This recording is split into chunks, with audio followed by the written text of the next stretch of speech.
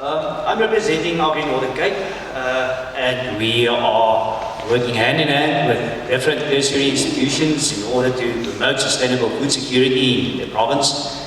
And we are addressing a lot of factors in the environment that may have a detrimental effect on each and every agricultural economic unit.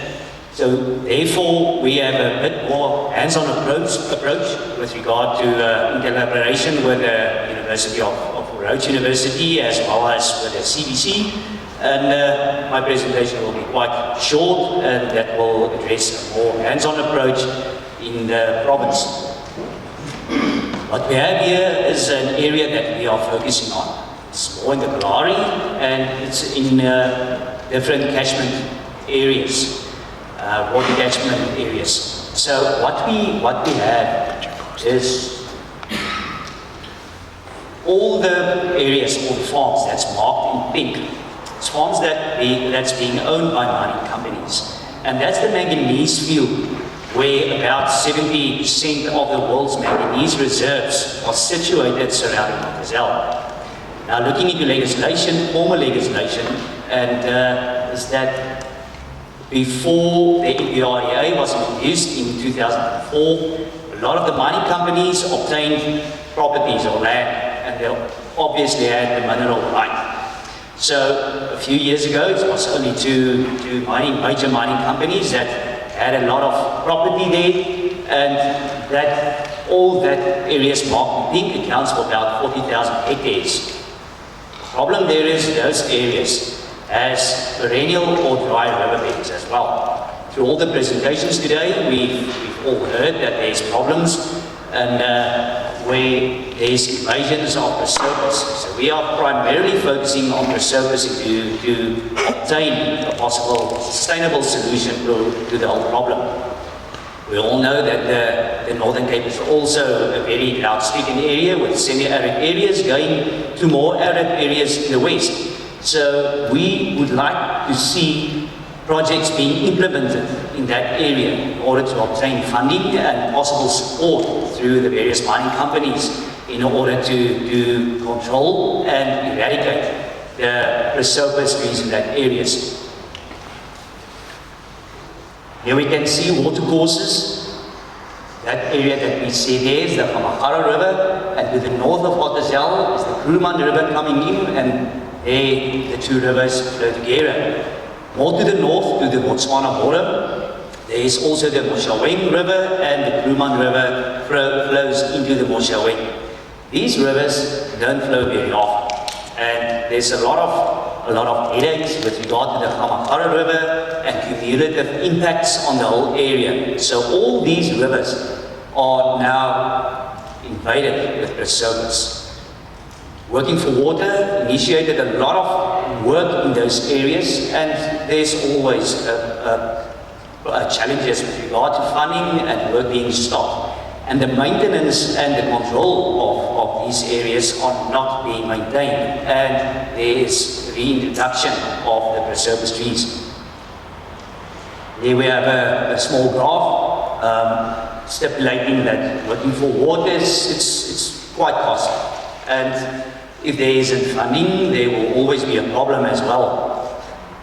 Now, looking into various legislation, in Northern Cape, the regulations list Prosopis as a Category 3 invasive species, and landowners are permitted to have these species on the properties, except in the riparian areas. So that is the riverbed areas of the Hamagara River and the Kruman River. And where it is a Category 1B invasive species, and it must be controlled. But now we sit with a problem that there's a lot of land being owned by mining companies, and there's no work being done on invasive species there as well. We all are aware that there's been programs being introduced, and we would like to see a hands-on approach there. During the day, there was a comment regarding the pods of the Prosopis trees. I would like to elaborate just a bit more on that. The pods of Prosopis trees are very rich in sugars, and it's a very good feed, especially during the drought seasons. But as soon as that pods goes through the digestive system of ruminants, where the dung is in the fell, you will introduce the growth of Prosopis trees as well. What we found is as soon as the pods are being collected by hand and you put it through a hammer mill, then it's effective. So when it passes through the digestive system of ruminants, there will not be an introduction of Prosopis trees as well. So what we are looking through to achieve through organized agriculture and in collaboration with the various institutions and authorities is to promote invasive species management plan.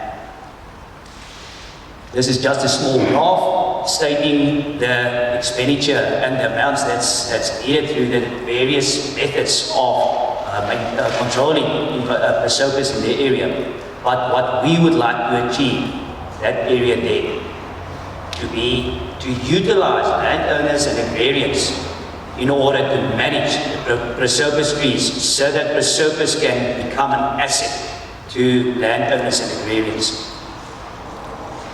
This is a theory of change that was compiled, and the area there is sustained by control measures for Prosopis trees, and then we are looking into the mechanical and the chemical control. So we utilize a lot of knowledge in order to make an informed decision on how we can implement a process there. So with biological control and the physical removal of Prosopis trees and utilizing the Prosopis as a feed or a fodder, then we can have increased availability of the groundwater, which we all know there's a massive evapotranspiration rate, especially in the Kalahari with its dry weather, and then it will obviously improve the grazing capacity of an agricultural economic unit. And then further, it will have protection of the biodiversity, and then through processes and actions that can be implemented, there can be job creation as well. So everybody will benefit from a process. So this is just a brief outline where one can see the invasion and the stand of Prosopis trees within the dry riverbeds. In order to remove it mechanically and to ensure that the footprint on the environment is as small as possible, that fodder can then be utilized, put through a chipper, and then through streams and hammer mills and everything, it can be dried up, supplements being added, and then you have a roughage with a pretty good protein in it to utilize for animal feed as well. There are a lot of farmers during the droughts that started implementing this process. Small scale, but it's quite effective. So what these agrarians achieve is in order to keep their herd alive. You can even implement the Prosopis trees and to round them off for the feedlot. So the options are endless. So what we have here is just the small plants stipulating and addressing the machinery that's required for a small scale. It can even be a lot smaller. This process here is utilizing a chipper from the branches and then put it through a hammer mill at the back of the tractor. And that's the final product. So the product is put through a 16mm screen, and from there the roughage is good enough to stimulate the rumen of a cow or a sheep for that matter. So it's quite effective. So during a drought, when there isn't any grass on the pastures or the camps, then one can utilize a problem, an invasive plant species. And thank you. That's it.